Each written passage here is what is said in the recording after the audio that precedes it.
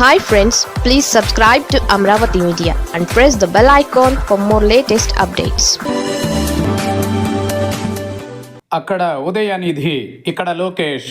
Chandrababu alert అవ్వాల్సిందే. తమిళనాడు ఎన్నికల ఫలితాలు ఆంధ్రప్రదేశ్ రాజకీయ పార్టీలకు గుణపాఠమని చెప్పాలి. కేవలం అభివృద్ధి సంక్షేమంతోనే అందలం చెక్కదు.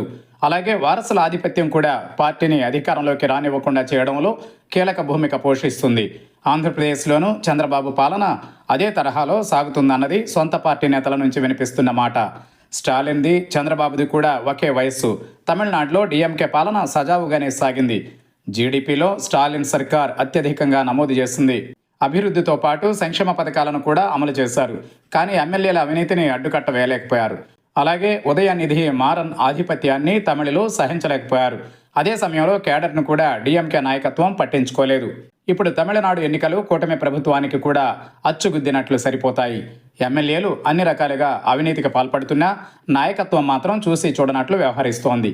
అదే సమయంలో నారా లోకేష్ పార్టీ ప్రభుత్వంపై ఆధిపత్యం కూడా చర్చనీయాంశమైంది. మరొక వైపు చంద్రబాబు తాను అభివృద్ధి సంక్షేమ పథకాలను సమపాళ్లలో తీసుకువెళ్తున్నానని చెబుతున్నా ప్రజలు వచ్చే ఎన్నికల నాటికి ఏ రకంగా స్పందిస్తారన్నది మాత్రం ఇప్పుడే చెప్పలేని పరిస్థితి. అలాగే టీడీపీ అధికారంలోకి వచ్చిన తరువాత పార్టీ జెండాను మోసిన కార్యకర్తలను పట్టించుకోవడం లేదన్న విమర్శలు ఆ పార్టీ సోషల్ మీడియా నుంచి వినిపిస్తున్నాయి.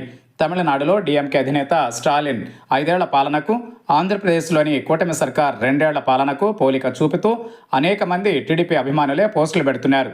ఇప్పటికైనా కార్యకర్తలను విస్మరించకుండా వారిని ఆదుకుంటే కొంతవరకైనా వచ్చే ఎన్నికలలో కేడర్ పనిచేస్తుంది.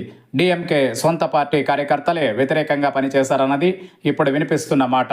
ఇప్పుడు చంద్రబాబు, లోకేష్లు కూడా అప్రమత్తంగా లేకపోతే తమిళనాడు ఎన్నికల ఫలితాలే రిపీట్ అయ్యే ఛాన్స్ ఉంది. అందుకే ఎన్నికలకు 3 ఏళ్ల ముందు నుంచే తగిన చర్యలు తీసుకోకుంటే తర్వాత బాధపడి ఎలాంటి ప్రయోజనం ఉండదన్నది రాజకీయ విశ్లేషకుల మాట.